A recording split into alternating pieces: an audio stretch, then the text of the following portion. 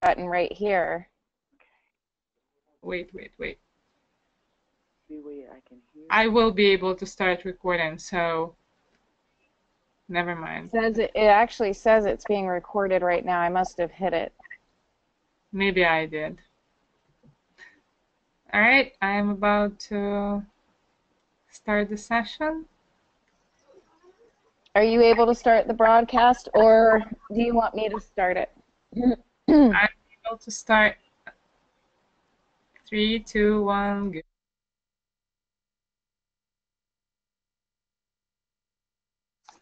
Hey, everybody. Hear me? Yes, I can. Tammy, can you Awesome. hear me? I can hear you Oh, just fine. You look great. beautiful as always. How are Oh, God. you? Thank you. I'm fine. How about you? Good. I'm in my Good. baseball hat, my t-shirt. I've been out in the field all day. Oh, okay. I've been working all day, so. I gotcha. I had four guys putting a roof on one of our vacant properties. So Ah, okay. um, I was out and about all day watching them scrape shingles and ripping off the plywood that was all wet and nasty. And so tomorrow it all gets to come back together. So I'm excited, but I am going to pull up my full screen here. So give me just 1 second. Val, can you see my screen? I can see you, yes. Okay. Show my screen. No, I don't know what just happened. Uh-oh, I just lost. Tammy, you are good to go. We can see your screen. Yeah, but Olga, I had my PowerPoint up and I don't know what happened to it. It just totally disappeared. Oh, then you have to find it. Sorry. Uh-oh. Everybody, please stand by. I have just lost my PowerPoint presentation. Where did it go?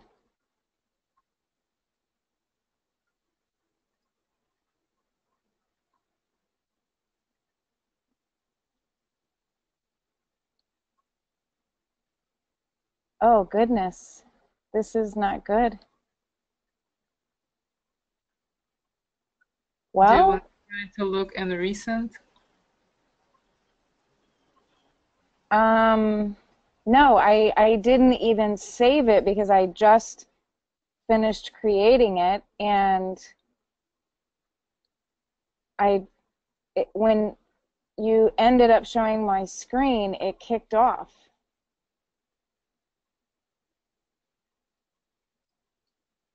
And I am at a loss. I don't know where it is.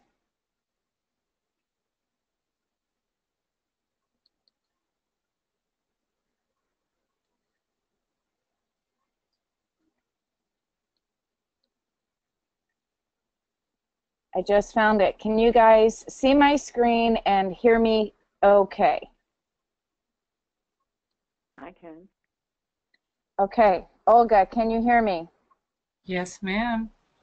Awesome. All right. I want to welcome everybody to Tuesdays with Tammy, and I have to say I am not the most technically advanced. I guess you could say, like Valerie said the other night, I sometimes can be a bit technically challenged. So I apologize for that little glitch right there. I'd love to see who is here this evening and who has joined us and is still joining us. So if you would do me a favor and just type in your name, say, hey, Tammy, hey, Olga, hey, Valerie. I see John Dewey, Wydell Conley, good evening. Rosalind, yes, you're there. Thank you. Thank you for typing in. So glad you can hear. And for all the rest of you, welcome, welcome. Every month we host a very special evening like tonight. Uh, and it is called Tuesdays with Tammy. Every one of these are very unique. They are live, they are not pre recorded, and we are here for you. And this is what we want to accomplish on not only this Tuesdays with Tammy webinar, but all of the Tuesdays with Tammy. We want this to be an interactive and engaging and a wildly successful evening for you to be able to learn about local strategic experts in the local DC, Maryland, and Virginia area. Sometimes I may bring on someone that is outside of our local area. And we bring this person on so that we can have an opportunity to interview them, to learn from them, to be able to support you in your real estate businesses, to help you to grow. And so this evening, we have a very, very special young lady that I am continuing to grow my admiration, my love, and my respect for her. And so before we actually get started, and now my computer, there we go. If you could just take a moment, I know you're all silenced via the webinar, but I really would like for you to be present to what we are sharing this evening. And if you would do me a favor and just silence your phones or put them to the side so that you're not distracted by them, so that you can be totally present to everything that we're sharing. I'd hate for you to miss something. And if you have a question, please just type it into the chat box. And Olga is our host and moderator for this evening. And Olga will be able to see all of the questions as they're coming in. She knows that she can interrupt Valerie and I at any time with a question, because we want this to be as engaging and interactive as possible. So at any time, if you have a question, please don't feel like you have to wait until the end. Type those questions in there and let's get them answered and get good conversations going. So on tonight's call, I feel this is a really best kept secret. Vacant houses, then and of themselves, are not a best kept secret.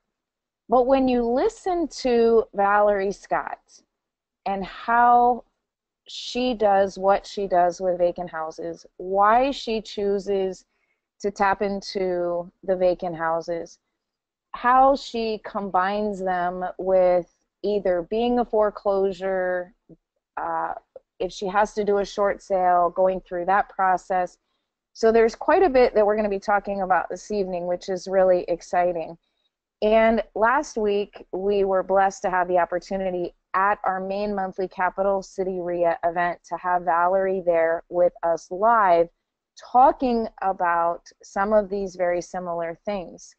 And we are also doubly blessed because on Saturday, we have Valerie joining us live for one of our full day workshops. And unfortunately, it is sold out. And we don't even have one seat left. And I'm excited that we are sold out.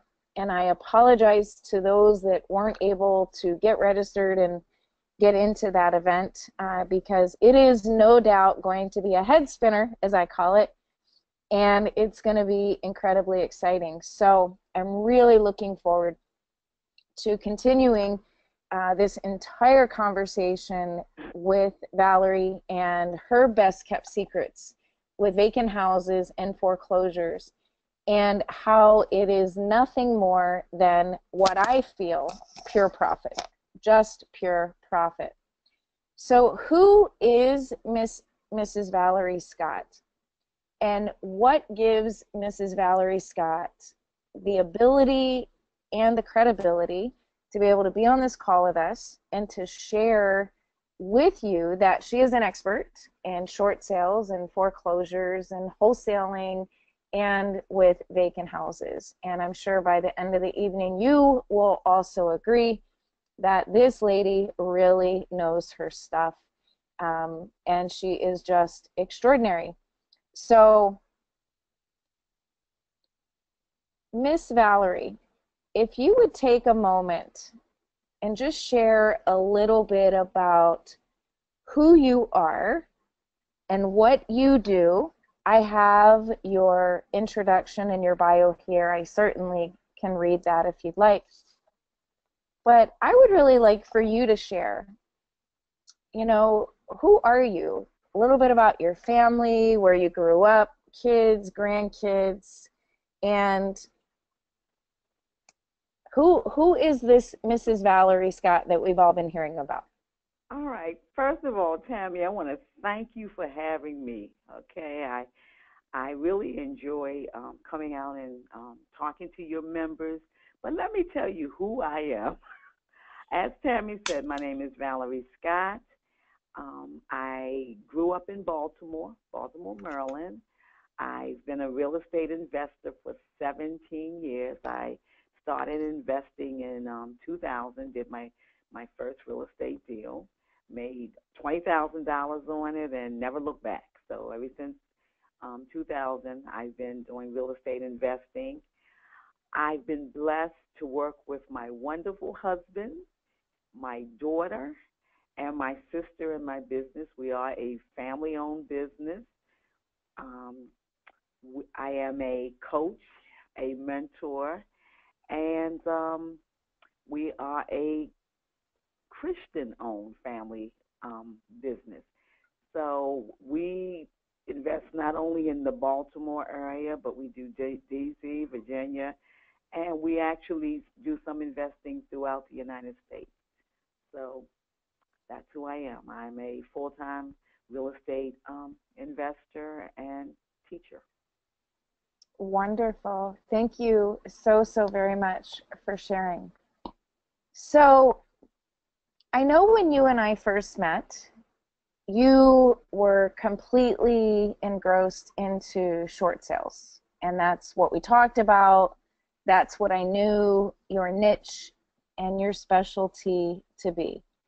So what was it about short sales that got you started doing short sales?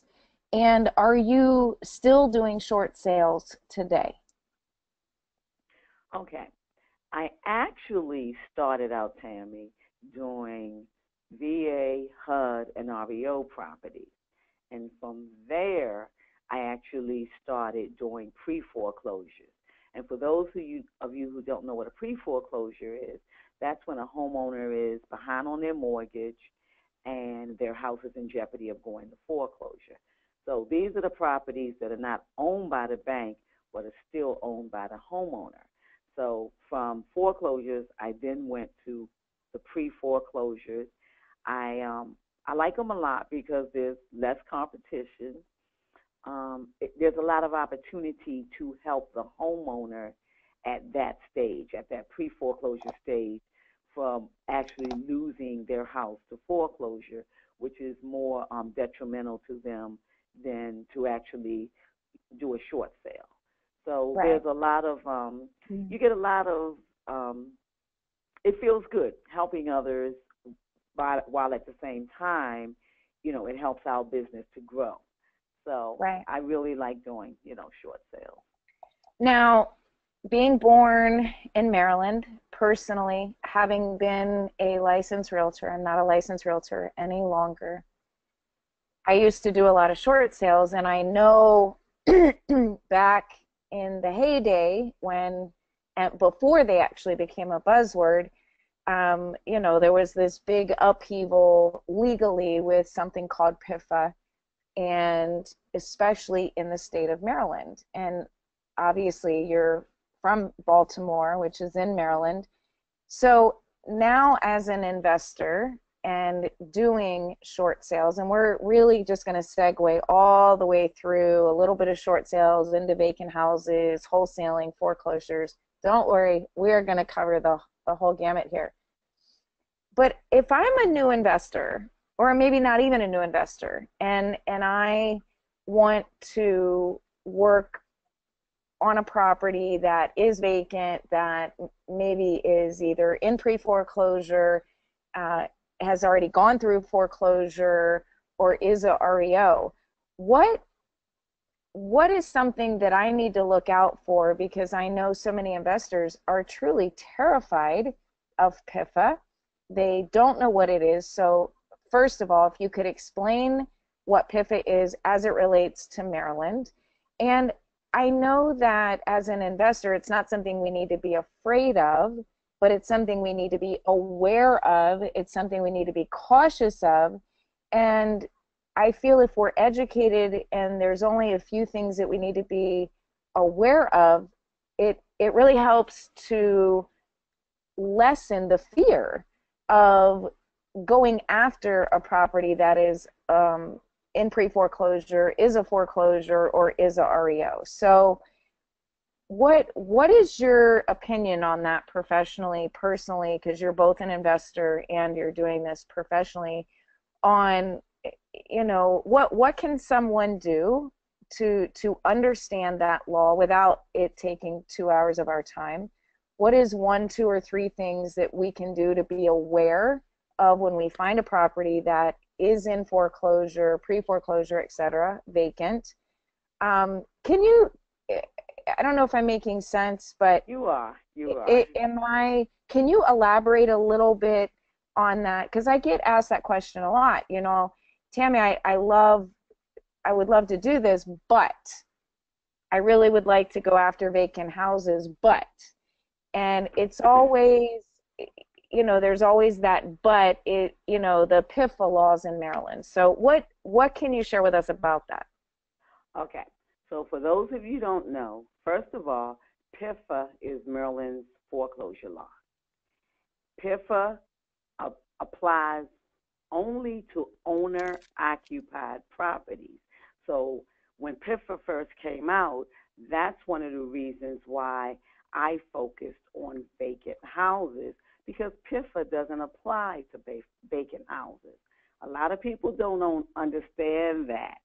PIFA does not apply to vacant houses. And when I, at the training this Saturday, I'm going to actually be going over PIFA in detail and actually bringing the law and showing parts of it, you know, to the people who are there.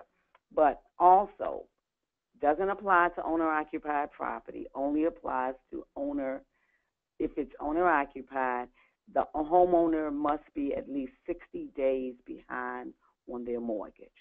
So if they are, and you are in contact with that homeowner, you just need to know you need to have a third party in between you and that homeowner.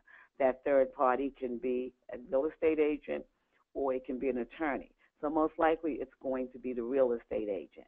But just understand, PIFA does not apply to vacant houses. And so that's And you one of know, the reasons. I am so glad I asked the question. Thank you for sharing, because you know what? I actually forgot. This is the God's honest truth. I forgot PIFA did not apply to a vacant house. I know it applies to non-owner occupied houses, but I did not remember that it is not applicable to a vacant house. So this is absolutely fantastic and falls right in a line with what we do. So it's not even a concern. Nobody should even be afraid of it. But on Saturday, we are going to go into a little bit more depth and detail about the law, and we're going to go over that, right? I'm going to be highlighting the law, so that will take the fear away from people. They can, when you can read it for yourself. Okay. Okay. So that's one of the reasons why I love vacant houses, because a lot of your pre-foreclosures are vacant, and so we don't have to worry about the PIFA law. Yes. Yes, exactly. So now I'm getting really excited. So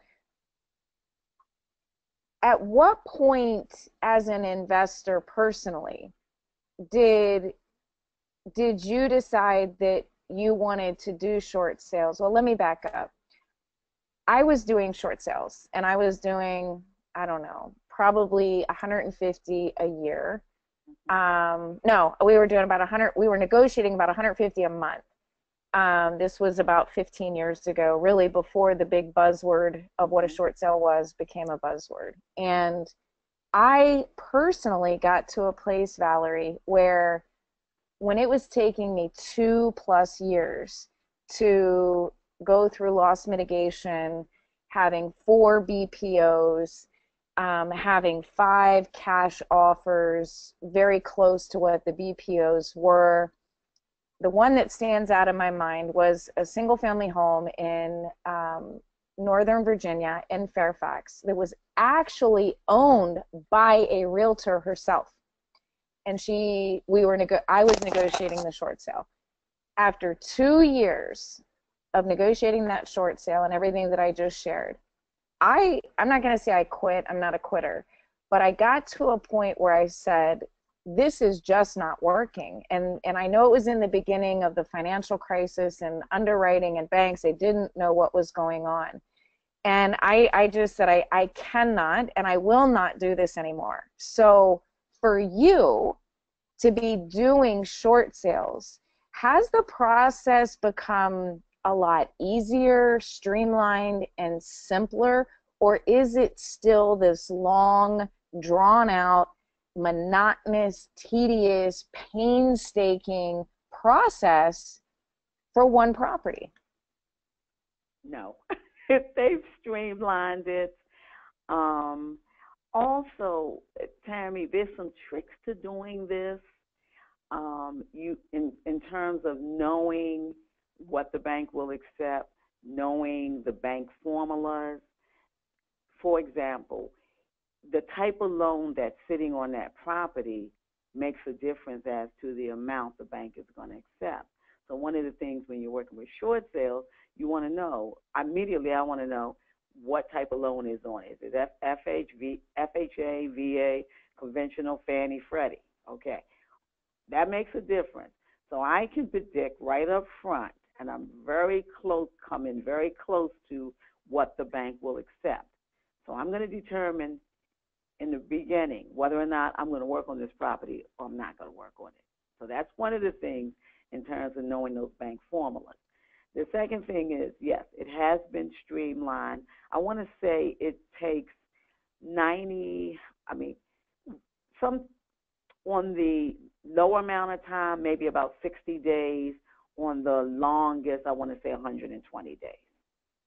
Okay. But a lot of that depends on the seller and the lender. Okay. If the seller's getting their documents in on time and everything that the bank is asking for, and it's going to move very quickly. We have a very good system where we're on it. We send it to the bank. We're on the phone within 24 hours calling. Did you get it? If you didn't get it, if they said no, we're sending it again.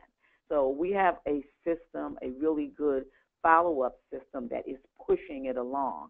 The moment that they say they got it, we want to know when is the BPO or when is the appraisal. So a lot has to do with who's working on that short sale and, their knowledge base of how to push them through. So I don't have any that are taking a year or,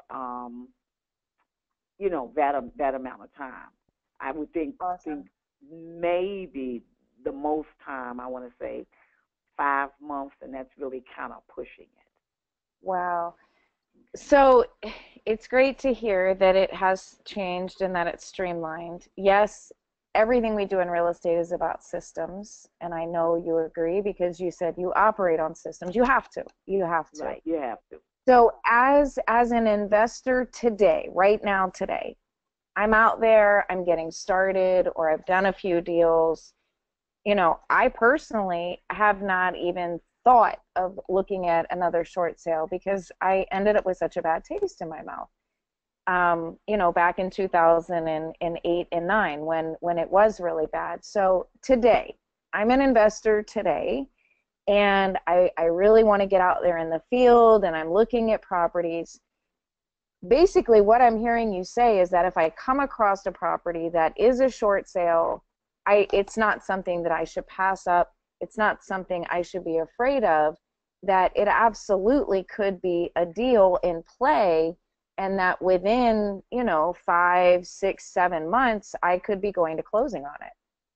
You're going to probably go to closing before 5, 6.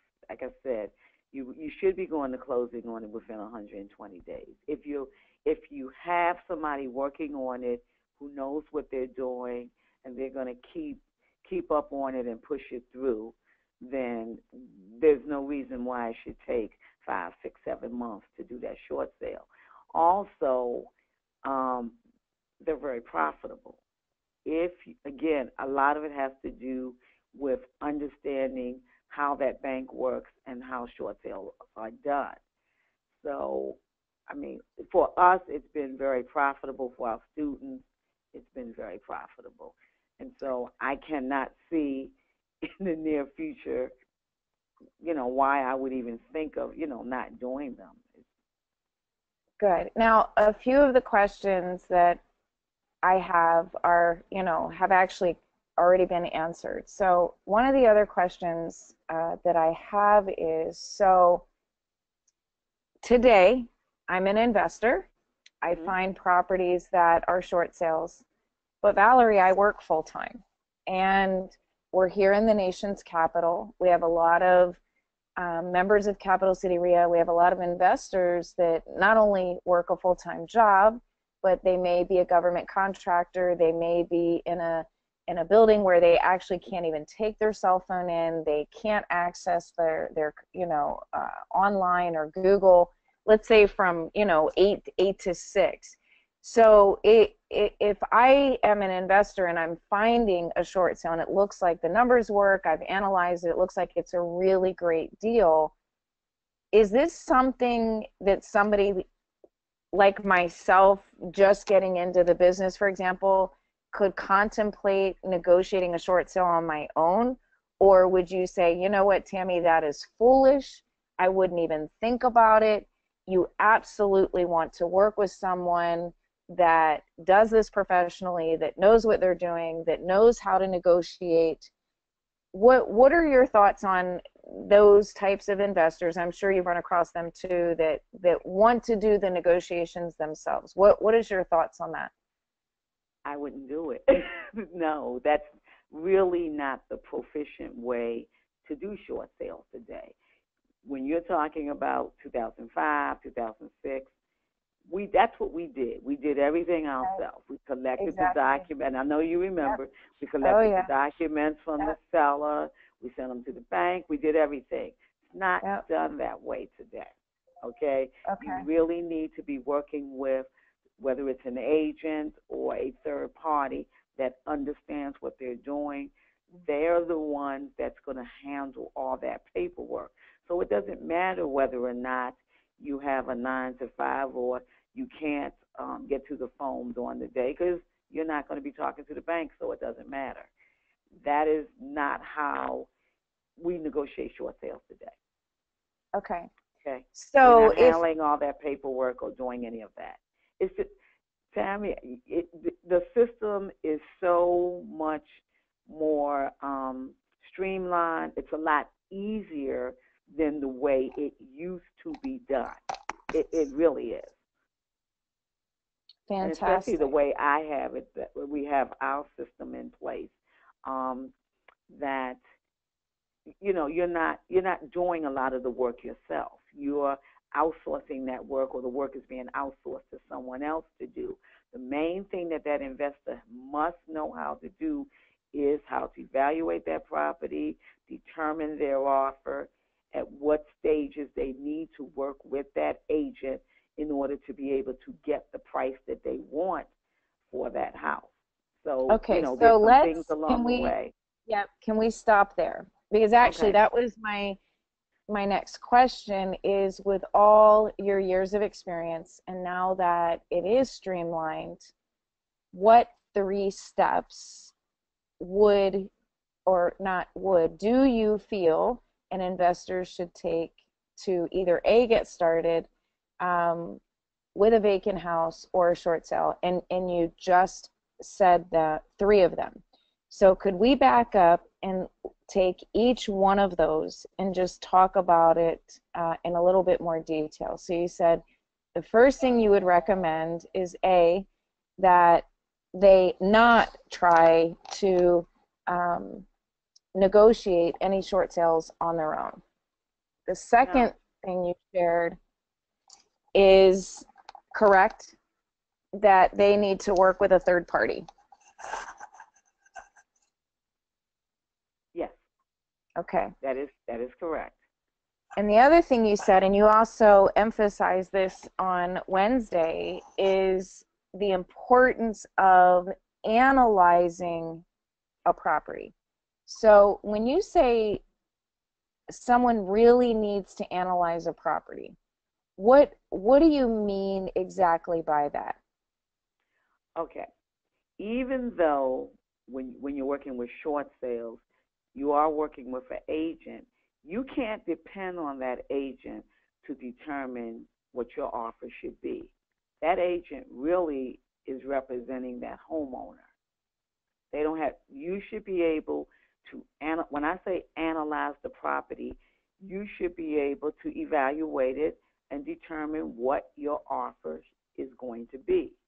Not only that, you should be able to, let's say if you're working with the investor formula, that's just part of it when it comes to short sale.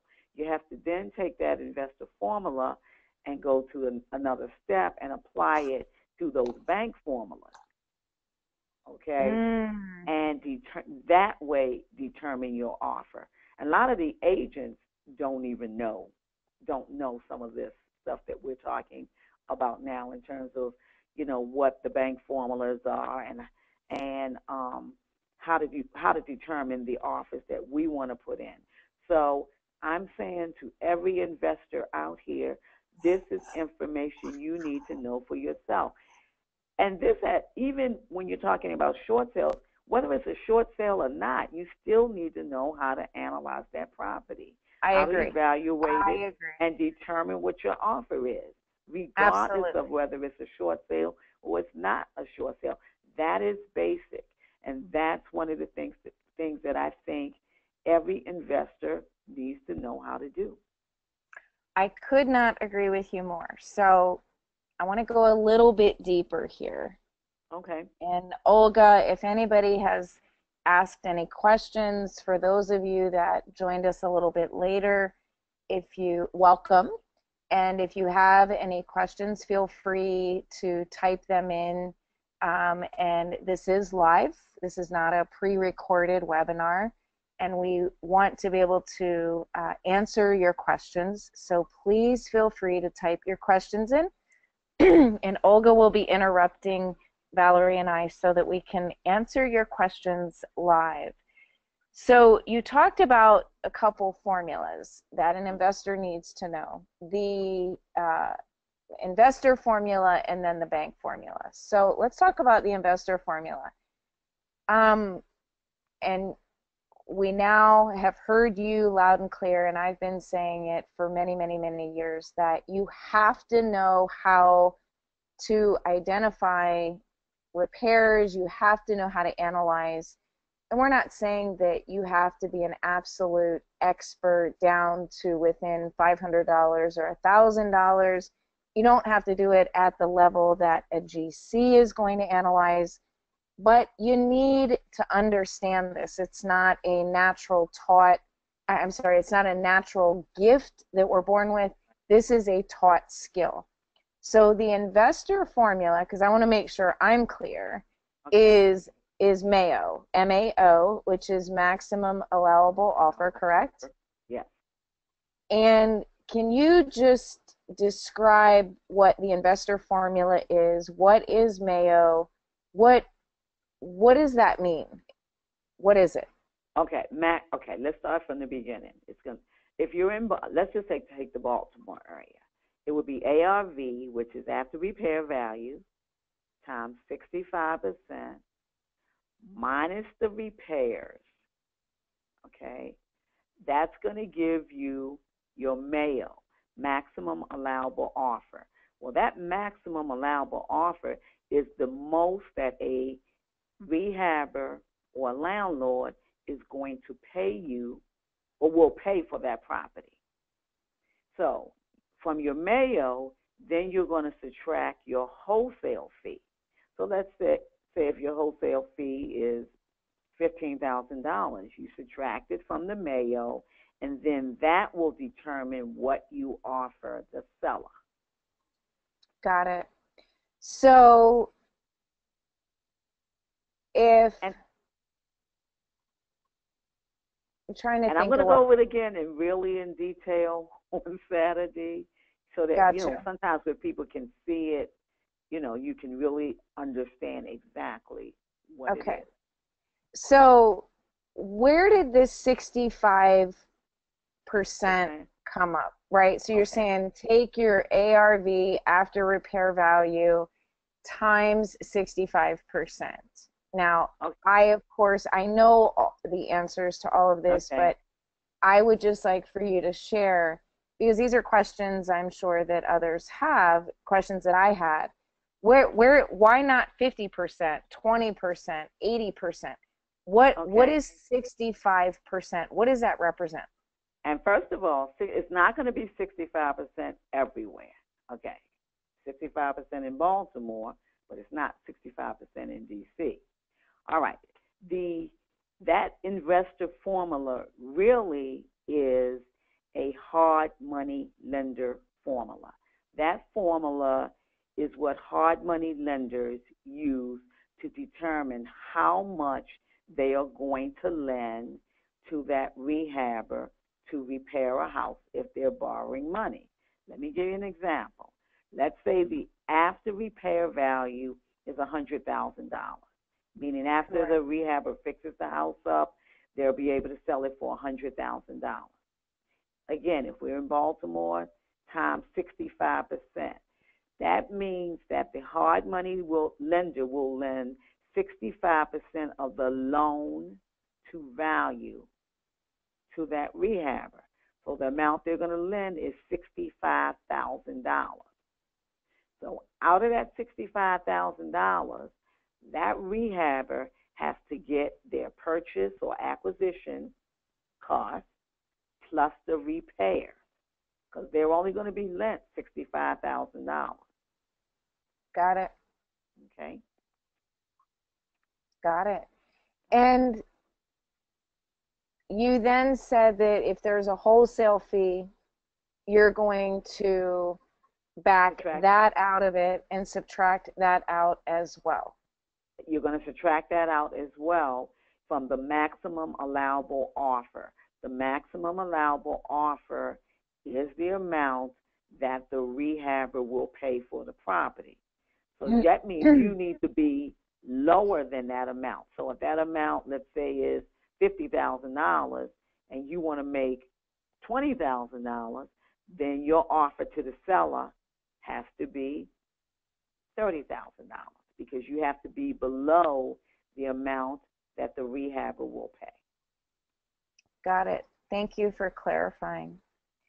So today I actually was on the phone with an investor who got so excited after Wednesday's event that she shared in her own neighborhood there has been a dilapidated, boarded up, falling down house, and she's walked by it every day. She's driven by it every day. She never thought anything of it. And after your conversation on Wednesday, she realized, wow, I can actually maybe do something with this house. And she got so excited. And so I had her look it up on the public tax record and, get some information on it. I had her do a little bit of research to find out who the seller is. And so I know that in your toolbox, you have got to have an incredible tool belt of arsenal tools and resources. But would you mind sharing like your top 3 ways tonight of how would I, as an investor, locate a seller of a vacant property so that I could either A, get their address to market to them and mail to them, a phone number? What are your 3 top ways or 4 if you want to give out an extra bonus or something. But what are 4 ways that I could go about finding a seller that may be a little bit unconventional? Okay. All right. First thing you're going to always do, you're going to start with taxation and assessment. So you're going to go to, in Maryland, it's SDAT, SDAT. You're going to go there and you're going to put the address in so you can at least see who the homeowner is. You want to get the name of the homeowner. You want to look at it and see if it's a vacant house. You want to see if the address is different from that vacant house. If it is, you can start with that address. But if it's the same as the vacant house, now you're going to have to look further. Second thing you can do, I always have my students start with simple ways free. You can Google the person. Just simply Google that homeowner. Many times you're able to find them by just Googling them. If that doesn't work, there's a free site that we use. It's called that'sthem.com. That's them. You can put it in that's them. That's going to give you several possible telephone numbers for that homeowner. Not only that, it's going to give you relatives of the homeowner, so that what you can do is, if you can't reach the actual homeowner, you can contact a relative and say, look, my name is Valerie Scott. I'm trying to reach Mr. Nelson because I want to purchase his house at 123 Main Street. Now, they may not give you his number, but they will certainly take your number and pass it on. And so you can say to them, do you mind if I follow back up with you in a couple of days? And so that's one of the things that we do. So start with SSAT or taxation and assessment, whatever area you're in, whatever state you're in. Google, that's them, and then do that's them. Those are the free ways. Now, there are other sites that you can use, but they're paid. You have to pay for those sites. There's Spokio, been verified. There's a number of sites that you can use. Okay. But the free ones, they're going to work about 70 to 75% of the time. So I'm telling you, a lot of our students have used those free ones, found the homeowner, got the properties under contract, and have closed the deal. Awesome. So we have a question. Okay. Valerie from, it looks like Waukesha. And her question is, how do you find pre-foreclosures? How do you find pre-foreclosures? Okay. Many ways to find pre-foreclosure. Something as simple as you can do driving for dollars or cruising for dollars in the specific neighborhoods that you're interested for. Look for legal notices on the door or in the window. You can go to the courthouse, get a list of lays pendants that have been filed. Your lays pendants is what the foreclosure attorney is going to file to put the seller on the homeowner on notice that the bank is taking this house to foreclosure. So you can go to the courthouse. They're not going to charge you for the list, but they are going to charge you for the copying. Okay? There's list brokers you can purchase from. There's List Source, preforeclosure.com. You can get Realty Track. Realty Track has a updated list of pre-foreclosures. So there's a number of sources where you can get a list of pre-foreclosure. No shortage of fantastic ways out there to get it. Good. We have another question, Valerie, from Linda. And Linda's question is, what is a BPO? A BPO is a broker price opinion. That's what the bank will send it's an agent that does it instead of a appraisal. The bank will order a BPO, and what happens is a real estate agent will go out and do what's called a broker's price opinion. They will give an opinion of what the value of that property is. Now, all lenders do not do broker price opinions. If it's a FHA mortgage or a VA mortgage, Fannie or Freddie, they're going to do actual appraisals. Fannie and Freddie Freddie Mac are going to do appraisals and BPOs. So that's what it is. You're either going to have one or the other. Either it's going to be a full-blown appraisal, or it's going to be the BPO, which is a broker price opinion, which is going to give the bank that agent's opinion as to what the value of that house is. And the agent, Valerie, gets their opinion from the MLS off of comps. Using comps and the condition of the property. And the condition of the property by actually going out and inspecting or doing a site visit, correct? Yes, they have to go out and do a site visit. There are two types of BPOs, a drive-by. Sometimes banks will send a BPO agent out to do a drive-by, and then there's the interior BPOs. Well, when you're doing a short sale, you want to always make sure they've done an interior BPO. Absolutely, because you can't judge a book by its cover. No, you cannot. Yes, yes. Okay, so we have another question from Nova. Valerie, how do you get paid as an investor on a vacant home if there is no owner to be found? You have to find the owner.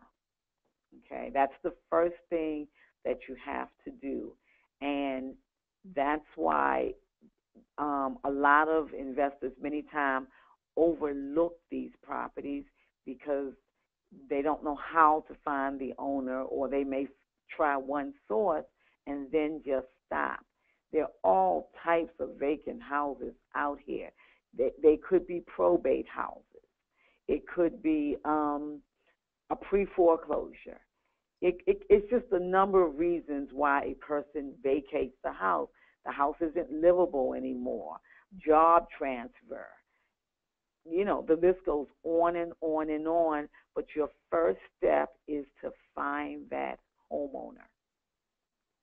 Or it may not even be a homeowner at that point, right, Valerie? I mean, if it is, it could be a bank, or like you said, it could be an estate, it could be, you know, but you have to be able, what I'm understanding is you have to be able to contact that seller. And if you cannot get in contact with that seller, is this a deal that you strike out and you forget about it, or do you just maybe back burner it and come back to it and do a little bit more research on it? As an investor, how much, when is enough enough? You know, when do you stop marketing to a specific property and you're not able to get a hold of the seller, you've sent out mailings for 6 months, you have had no response? At what point, Valerie, would you stop marketing to that specific property to find that seller?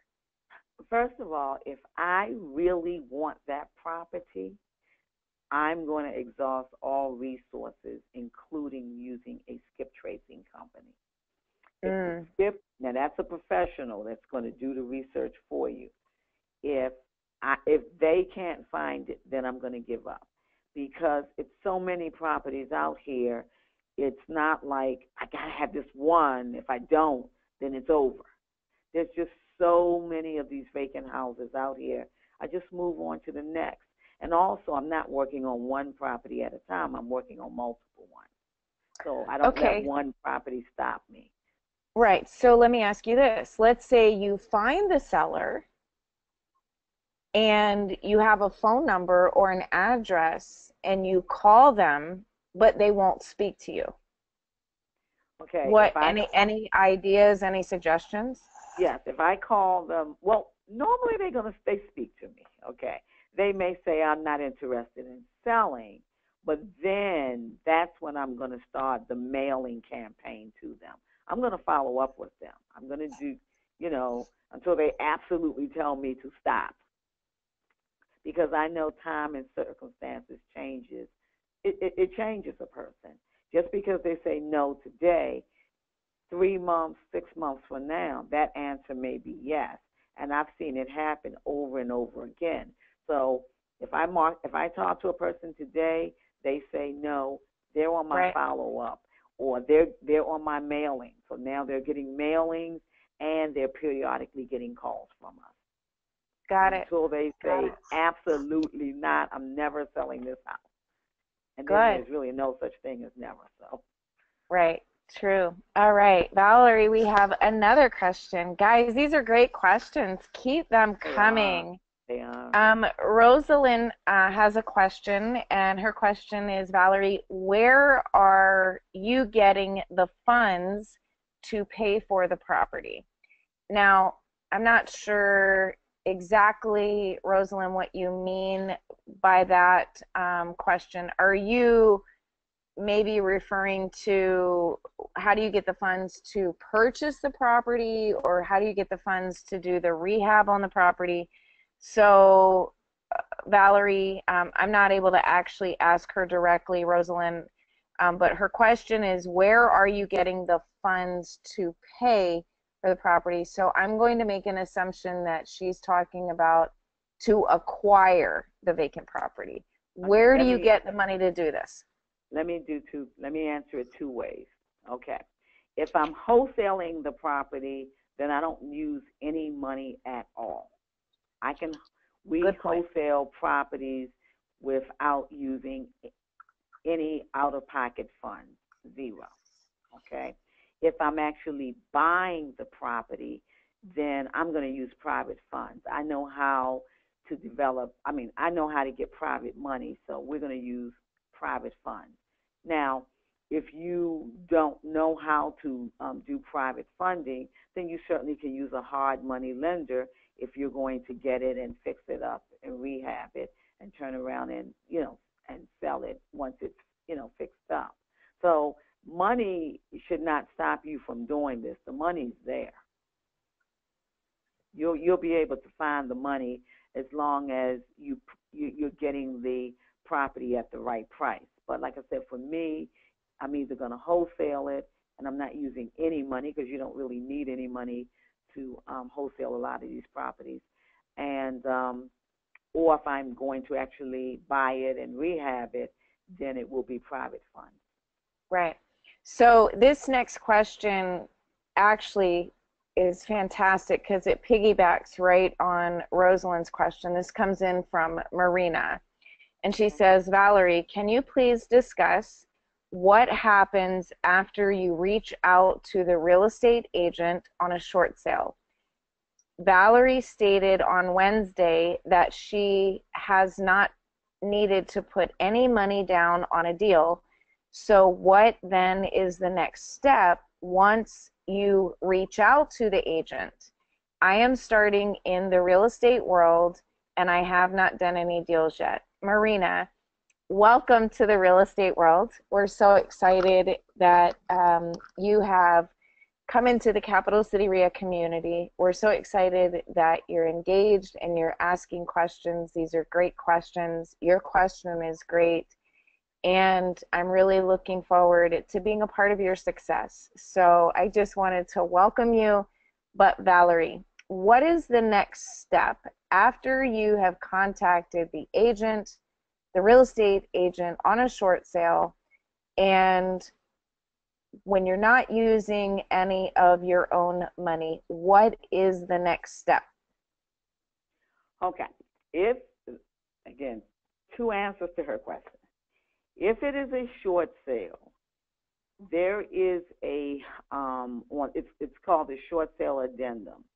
And on that form, what we can say is earnest, because most agents are going to ask you for an earnest money deposit, even though it is not required on a short sale. So if you are reaching out to an agent and they're asking you for that earnest money deposit, what you need to say is you will provide the earnest money deposit upon receipt of third-party approval. What that means is once you get that short sale approval letter, then you will provide an earnest money deposit. But by that time, it's really not going to be your money. It will be your end buyer's money if you're wholesaling. Okay, Valerie, you've just shared something else now with me tonight that I did not know. And I am sitting here tripping right now in front of everybody's eyes that you just said you do not have to provide an EMD, an earnest money deposit, at the beginning of a short sale at contract negotiation and ratification. No. Did I hear you correctly? You heard me correctly. They are going to ask for proof of funds, but the bank is not asking for earnest money deposit. That's an agent type thing. So what you should be saying to the agent is, I will give it upon, and there's a document that you can use that's in the agent's form that says that you'll give it upon receipt of third-party approval.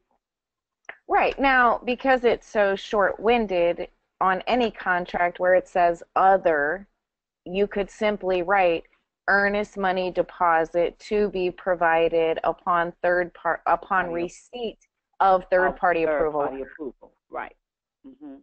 Exactly. That is powerful. It is very powerful. A lot of people don't know that. Our students do it all the time because this is how I teach it, and they get their offers accepted.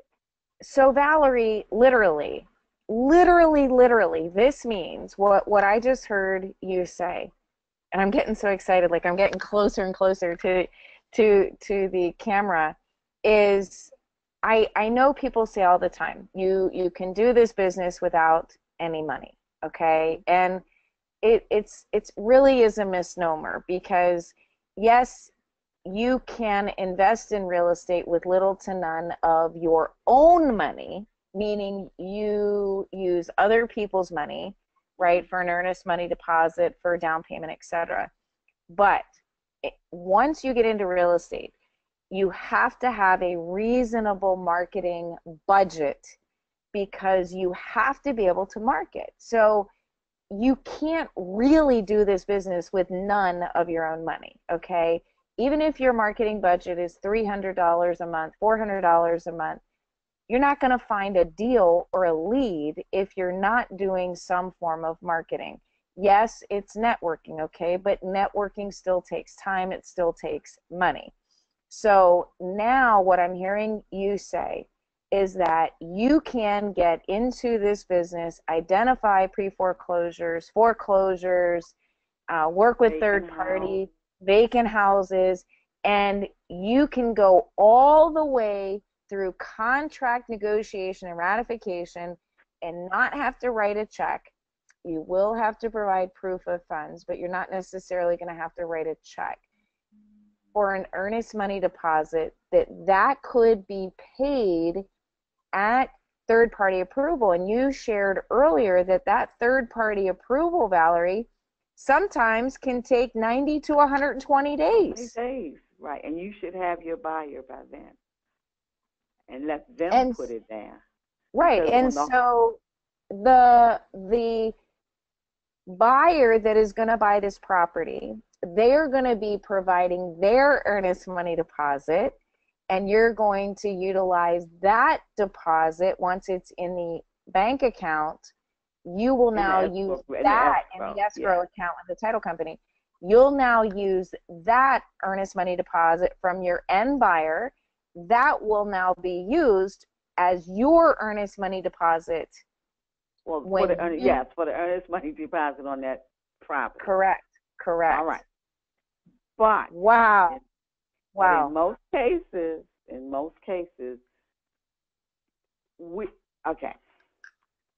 we're doing this,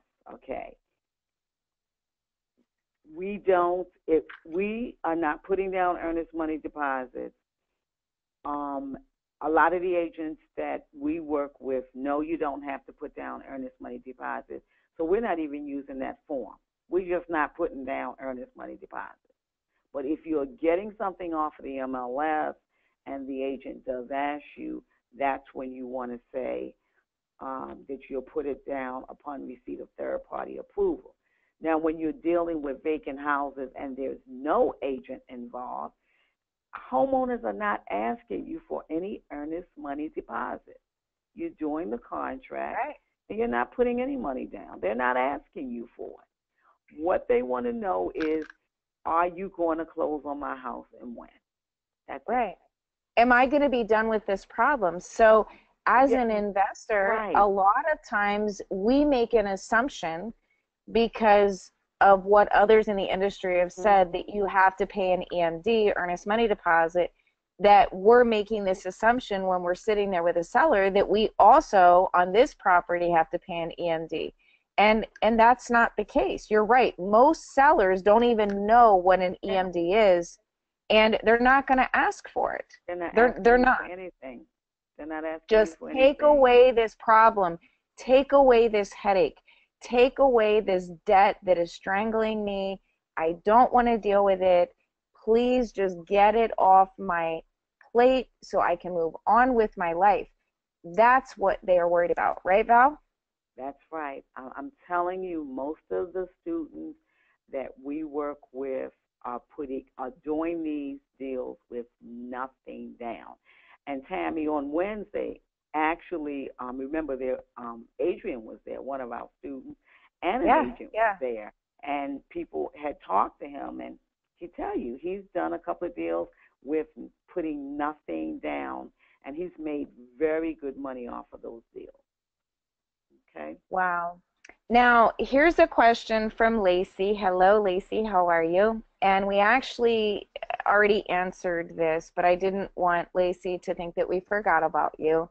Okay. Lacey's question was, how do you determine the contract or short sale price on a vacant house? Do you use the Mayo formula and ask for that specific price for the short sale? Or are you asking for a much lower price because the banks will usually want a higher price?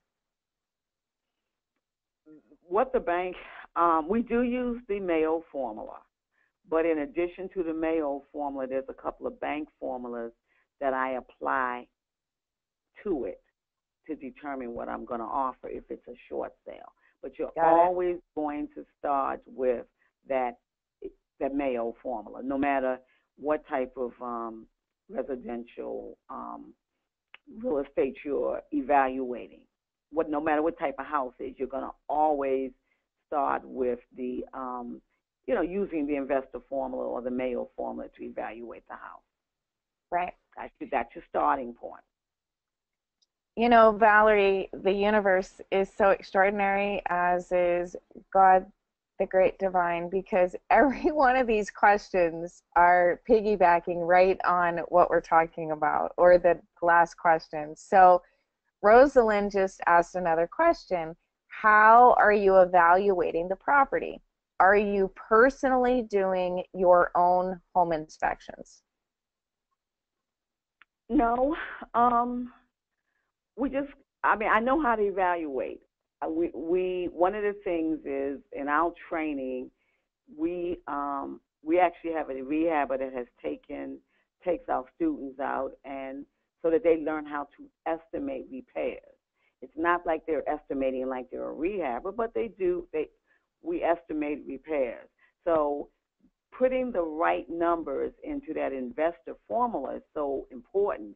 And remember, there's a number for repairs, ARV minus 65% minus repairs. And that repairs number is so important. So yes, I can go out to a house and evaluate it. Also, there's a quick, if I'm not going out to the house, there's a quick repair estimating formula, that we do use. It's not as accurate as, going out looking at the house, but it's pretty good. So knowing how to work with those formulas and put the right numbers in, that's how we're able to determine the repairs and, stick it into the Mayo formula. Right. Okay. Another question, Valerie, from Linda. what if you already have an agent and that agent found you, the investor, a short sale? Valerie, talked about working with an agent who is very familiar with short sales.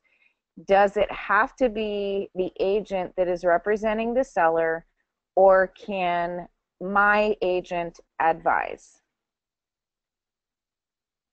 Okay. You said, what if your agent found you a short sale? If your agent found you that short sale, then most likely you're going to want to be the agent on it. So, me personally, I always want somebody who's experienced, but if that agent themselves is not experienced, most likely there's someone in their office, in their broker's office, who may be experienced, who can help them with the short sale. And when I'm talking about experience, there's a lot of paperwork on the seller side that that agent has to be familiar with. Not only that, when you're talking about short sales, there's certain guidelines that the agent really should be aware of, and a lot of agents aren't, that the bank has. Let me give you an example, because this could cause you to lose your deal if your agent doesn't know how to handle these situations. If there's an FHA loan sitting on that short sale property, that means that it has to sit on the market on the MLS for 15 days before an offer can be accepted. Now, during that 15-day period, the house can be shown, but no offers can be accepted. What has happened with some people out here who have brought an agent the property, someone else put in an offer before that person was able to put in an offer, and so the person lost the deal. So there's things like that that your agent needs to know how to handle. And so you need to understand that, using that FHA house as an example, that when your agent says, I got to put this on the market for 15 days, they have to do it, because they're closing. They have to sign a document that's going to be notarized, swearing that they actually put it on the market for 15 days. And not only that, they have to send in a listing showing that it was marketed for that many days. But at the same time, you got to make sure that your offer gets in there before anybody else. So that's why I'm saying you need an experienced agent that knows what they're doing. Otherwise, you could lose the deal because your agent doesn't know what they're doing. I'm just giving you an example. Right. So Valerie, now my question. Okay. Again, I've never heard this of a property, because again, back in the day, it didn't have to sit on the property for the market for 15 days. Right. So well, now I'm asking me for an FHA loan. Why would a property have to sit on the MLS for 15 days and no offers can be accepted, but it can be shown? What purpose does that serve? Because the bank wants as many people seeing that property because they want the highest and best offer. Ah, okay. I didn't know if there was something else other than that's showability. It's for showing. And also, you'll see it many times in the MLS where the agent has said that per lender, no offers accepted for 15 days. But you can show it. Fannie and Freddie have it that they want it on for 5 consecutive days plus a weekend. So it's really 7 days. So these are the type of things your agent needs to be aware of, because if it's not, when they see that it's not, they're going to make you, even if they have an offer, they're going to reject that offer and make it sit back out there for 15 days and start over. So it's a lot of little things that, that's why I'm saying you need an experienced agent working with you. Right, right. And unfortunately, Val, so many agents, not because they don't know, or they don't want to, it's because they've never been taught or they don't Right, know. And, exactly. you know, Exactly. it's, as an investor, if you are working with an agent and the agent doesn't know these types of things, you don't always want to get upset with that agent because they honestly they may have never been taught, they may not know, and But they see, I'm may gonna get be upset. I'm gonna exactly get upset, and I'm gonna get that upset they because don't you're gonna know. cause me to lose Exactly. that deal. So Yep. that's why you have to. But there's another way of doing it. Okay, if Right. and let's answer her question because there's always a way to to work it out. If the agent that brings you the deal is not experienced, they can be the buyer's agent. They can represent you, the investor, but let the listing agent be someone who's experienced. You see what I'm saying? And Right. so that way, they're still getting some commission off of it. Okay, so Valerie, I have another question. Okay. This is a real life situation. One of my inner circle students submitted short sales offers on 3 single family homes owned by the same seller. Hmm. And we were getting upset. I was, to say the least, with the agent because the agent was just unresponsive and so on and so forth. And come to find out, I said, okay, what you can do is go to the broker, go to this agent's broker to see if there's another agent that is more experienced, or to let the broker know that this agent isn't really doing, their job. They do have a fiduciary responsibility to this seller. And what we learned is that this agent was the broker. Okay. And so what would you do? I know what I recommended, but what would you do in a situation like this where this is a property or properties that you want, for example, and you have this agent who's representing the seller, and the agent is actually the broker of record, and if they're going to cause you to lose these deals because they don't know what they're doing, what could an investor do at that point? Call the seller. I mean, call the seller and let the seller know that you'd like to put an offer in on the house. I'm having problems getting in touch with your agent.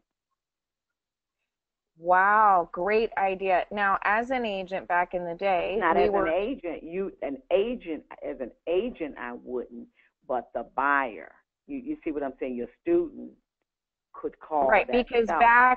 back in the day, we were taught that, as a buyer or whatever, you don't contact the seller. You But always go through the realtor. So, but the realtor's not responding, and I wouldn't do it as an right, agent if I was right. an But if you're agent. the investor, if you're But the if I'm an buyer, investor and I'm a buyer, I'm not an agent, so it's not like I'm contacting another agent's great point. client. Yeah, I'm that's a the great point. buyer, and I'm going to contact that buyer and let them know I really would like to, put an offer in on your property, but I'm having a problem getting in touch with your agent. Great point. Duly noted, Valerie. Great Okay. point. I hope everybody wrote that down. That's powerful. All right. So, next question. What does it mean if you find a home that shows the seller as a living trust? I have found a house, I looked it up on SDAT, and it shows that Jane Doe Living Trust is the seller. What does this mean? It's my understand as the living trust. The trust is put in place for that person as long as that person is living. Now that's my understanding of it. Okay, but when that person passes on, then it transfers to someone else. So you, you still would contact them and see if they're interested in selling the property. Either way, still contact them. Got it. Fantastic. We Okay. contact everybody. If we're interested in the house, we're going to find that person's number and we're going to contact them. Right. Right. Okay. Azza wants to know the exact name or spelling of the site that you talked about called Back Them, That Them. How do you spell that? THATS them. THEM. That's them.com. Got it. Awesome. Okay, let's see what other questions we have. Okay, Reed has asked, how do you gain access, Valerie, to an abandoned property in order to estimate repairs for the sale for a rehabber? First thing you need to do, you need to be in contact with that homeowner and get permission from the homeowner. We always get written permission from the homeowner to get into the property, so that if someone, you don't want someone to think you're breaking into the property. So you want to have written permission, a letter with you that has that person, that homeowner's name, and their contact information. The second thing is, a lot of these homeowners of the vacant houses, they may not have keys anymore. So either you want to learn how to change locks, that's what we recommend our students do, and we provide them with, how to change locks, or you want to have a handyman, or lady. It's going to be cheaper than getting a locksmith. If the house is boarded up and the seller has given you permission, you take your drill and you take that board off the front door and you go in. In fact, Valerie, my husband taught me,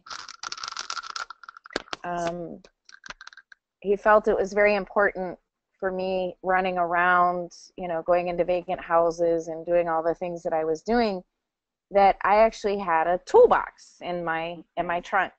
And so the coveted Capital City REIA Investor Toolkit was born, and we actually give it away as gifts at our holiday party. And so every investor should have this coveted toolkit. I know that we've actually created a list of the items that we have in the toolkit now for other investors. So your crowbar, your drill, your hammer, your flashlight, every investor should have a toolkit in their trunk that's right. Yep, with these tools, exactly. So great questions, guys. Oops, wrong button. Let's keep moving on. These are phenomenal questions. Okay. Andrea has a question. So I have found a vacant property, but after finding the owner's name and phone number, I called them, but they hung up and they were not interested in talking to me. Are there other ways to get the owner's attention? So are there other ways to get the owner's attention so I can approach them on my interest to purchase their property? Okay, several ways. If they're local to you and you have their address, you can always go and knock on the door. Otherwise, you can mail to them, put them on a mailing schedule and mail to them. I mean, we don't try to force people to sell their properties if they don't want to, because like I said, there's an abundance. You can't. There's an abundance of vacant houses out here, so don't get stuck on one house. I mean, I never get stuck on one house. It's just too many of them out here. You just move on, but I would put them on a mailing schedule. And again, could you just repeat, Valerie, how many months or how many times would you mail to a vacant house before you push it to the backside? Okay. I'm going to keep mailing to them. I'm going to, if I have that person's address and it's not coming back to me, I'm going to continue, at least probably a year, I'm going to continue to mail to that person. But remember, it's not just that person I'm mailing to. It's a group of them that, okay, it's time to mail this group. So I would mail to them at least a year. At least a year. Got it. Okay. Thank you. Okay, if this is coming in from Denise. So Valerie, we have such amazing questions tonight that this is good. Yeah. It's great. And you know what? I may not even get to finish interviewing you because we have such awesome questions. So if I don't get to finish my questions, you know, it's all good. I know you'll understand. So if the bank owns the vacant property and it is not listed on the MLS, how can I buy it from the bank? That is from Denise. You have to contact the bank and track it down in their either REO department or to the asset manager. That's the only way. Okay. If they have not put it on the MLS yet, like I said, contact the bank, ask for the REO department or the asset management department. Okay, so to follow up on that, there's a vacant property that's been sitting vacant for 6 or 7 years, and you've seen notices on the door. You know through SDOT who the owner of record is, but you've been told by neighbors that the property has, you know, it's in foreclosure, it's vacant, it's abandoned, whatever you want to call it. How would you find out who the bank is that has this in the REO department or in loss mitigation? Well, first of all, you want to find out who the bank is. I mean, how do you find out? Go to land records. So it's online. Maryland land records, it should tell you if the bank took it back. Okay, that's where you would start. Now, go ahead. I'm sorry, I didn't mean to interrupt you. We know in the state of Maryland that it's marylandlandrec.net. We know that. But what if it's not Maryland? You know, like what would someone Google? Public record, land search, bank of a property. I mean, we're spoiled because we're in Maryland. We know where to go in Maryland. But what if you're in D.C.? What if you're in Virginia? What if you're in Texas or California? What would you Google to find out who the bank is? For me, I wouldn't. I would use Realty Track. Realty Track would most likely tell me. And then from Realty Track, because that's how I can do houses and work with students all over the country, because I have Realty Track. And it tells me a lot of information about the property. Correct. So I would go on Realty Track, get the name of the bank, because remember, Realty Track is pulling from the public records. And then I got to start Google a number of that bank and try to get to that REO and asset management department. Now, you're going to have to do some digging when you get to the bank. It's not going to be as easy as just picking up the phone and call them. You're going to get transferred around. So you got to have a little patience when it comes to that. Awesome. Okay. All right. Here is another question from Joe. It says, and Joe is a realtor, by the way. It's in everyone's best interest to do it this way. And I don't know if I understand exactly what she means by do it this way. As contracts and earnest money are upon ratification. In case of short sales, there is no ratification until the bank's approval. That's how you explain it to realtors. It should be common sense for realtors, but we are programmed to ask for the earnest money deposit. Just my 2 cents. Okay, So I think Joe wrote this more as a response and an affirmation, Valerie, to what you were Mhm. saying about the earnest money deposit. Would you agree that most realtors are programmed to ask for the EMD at Right. contract gratification? Right. And Joe, who is a realtor and also an investor, is saying, listen to what Valerie is saying. She's absolutely correct. On a short sale, it is not ratified. It is not ratified until you've actually received the bank's approval Approval. letter. And one thing, so people don't think it's just me saying that, my daughter is a broker. She keeps everything in this office legal, okay? And so we don't ask any agents or anybody to do anything to jeopardize their Right? license. Just like with Absolutely. HIPAA, we work within the law. And so in terms of real estate agents, we want them to work with whatever within, what they're supposed to be doing. But it's just the fact that you don't have to have, and it's really not just on short sales. I mean, it's really on any contracts. You don't have to have earnest money deposit, but that's just what real estate agents are used to. Right. Well, and you also, Val, some people think that it has to be a percentage or it has to Right. be, this large amount, 5,000 or 10,000.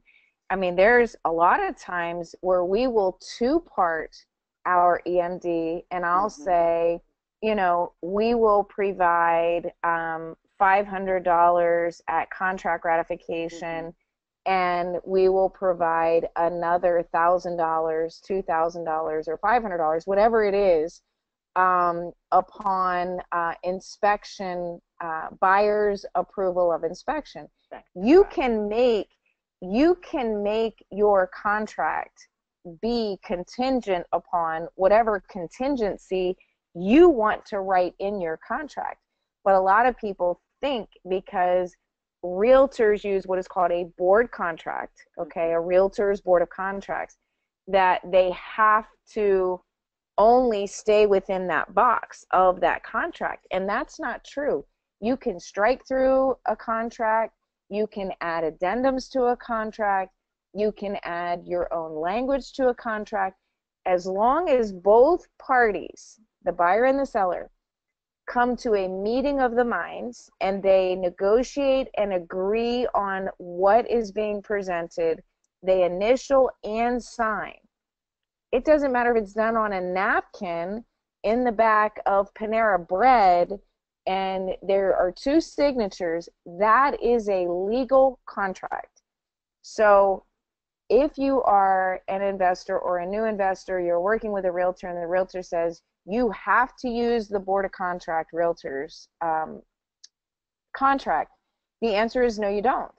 And again, that may just be a realtor that doesn't understand or just doesn't know. And believe me, there are many, many, many, many, many investor friendly realtors and agents that are out there that are investors who maybe wear a realtor hat and or work for an investor friendly brokerage that are going to support you. So if you have an agent that isn't as familiar with short sales or isn't as familiar with you being an investor, it's okay to go find that agent that is investor friendly, like Joe, for example. Joe Beasley, who is one of our coaches for Capital City REIA, who made that comment. Joe is an investor first and got her license to be a real estate agent. And so, she's able to wear both hats and juggle both sides. And there are a lot of investors out there that are like that. Is there anything else, Valerie, that you could add to that or enhance that with regard to working with agents and investors and so on and so forth? Um, really, if if there's a particular agent that you do want to work with, maybe bring them to the REIA so that they can get educated on this. You know what I'm saying? Or introduce them to someone who is an investor friendly realtor who understands this so that they can educate themselves on how to, handle these types of, deals and all, because it Right. becomes a win-win situation. I mean, it's going to bring more business to them. The more that they educate themselves on this process, Right. the more Right. business that it brings to them, and you'll be able to work with them. So, I mean, if it was me, I would want an agent who's going to keep an open mind and who's not going to be so stringent and you can't do this and you can't do that. I want someone who, is open to learning and saying, okay, oh, okay, you know. Right. So again, this question from Joy falls right in line with what we're talking about. Do you have any advice for licensed realtors? That's actually the question. I'm not sure what specific advice you're talking about, Joy, but you know, as far as what type of advice, Valerie, could you give to someone who is a licensed agent? And I think you've kind of shared a little bit, feel free to bring them to a REIA meeting so that they can, understand what it is that you do. Um, Right. Anything else there, Valerie, that you could think of? Um, they really need to, I guess, get to know some of the more investor-friendly realtors so that they can maybe, get a different perspective on how things are done. I mean, it's no different than, people coming to REIA meetings. You're sharing knowledge, okay? And so the same thing for real estate agents. I mean, there has to be somewhere where they can go so that they can expand their knowledge base. Right. And I mean, that's all I can recommend, really that they do. If their brokerage doesn't provide this, they have to seek out these opportunities, just like investors have to seek out, I want to go to a REIA to learn. It's the same Right. type of thing. And the same, Valerie, with agents. You Yeah. may not connect with all agents, and if the agent is not working in your best interests or isn't willing to learn, it's okay to seek out It is, yeah. another agent. Um, and I think it's awesome when licensed agents are willing to learn and understand what it is that investors do. I'm going to share with you God's honest truth. I was a realtor first, and I did not know back in the day what investing really was, other than somebody investing in a beach house and owned a beach property. And I started learning about real estate investing, and fast forward 20 some years. But a, most realtors on a corporate level are there to represent the broker and to get the highest price for the seller and negotiate the best price for a buyer. And we were taught to have, your fiduciary responsibility to them. And so because of that, and what an agent is taught, it's not that what they're taught is wrong, but their allegiance is to the broker. And so there are still to this day many, many, many, many realtors who don't understand real estate investing at all. And so it is up to you as the investor to make sure that you are interviewing that realtor, Hmm. and the other way around. That realtor that is investor friendly is interviewing that agent or that investor, so that you both are deciding through this interview and this conversation whether or not you want to work together. And it's okay It is to okay, not, yeah. it's okay, it's okay to find someone else. So all right, Miss Valerie, if a property is vacant but it needs to be torn down, um, would you offer to purchase the property if it's got to be torn down? And would you purchase it for the price of the land, or would you be purchasing it for, the value of the house? I don't know because I don't buy houses that are. Um, I don't buy tear down, so Got it. I'm not that I can't answer. I don't buy tear down. Yeah, that's a tough question, because if it totally has to be torn down, and it may not have to be torn down, that may not be the case. If it does have to be torn down, um, the value truly at that point is only the value of the land, because there's no asset. But if the asset has value to it, um, it may not need to be torn down. It could be a total gut renovation. But the value in that land is going to be whatever a willing buyer is willing to pay in a willing market that the seller and the buyer agree to. So again, what you pay for a house, or what a seller receives as an offer, is what a buyer is willing to pay for any property in a willing market for a willing property, and it's whatever the seller is willing to settle for and both parties agree to negotiate. Properties, sellers make more than they've listed their property for all the time. Sellers take less than what they've agreed to on their properties all the time. It's all about the relationship. It's all about the negotiation.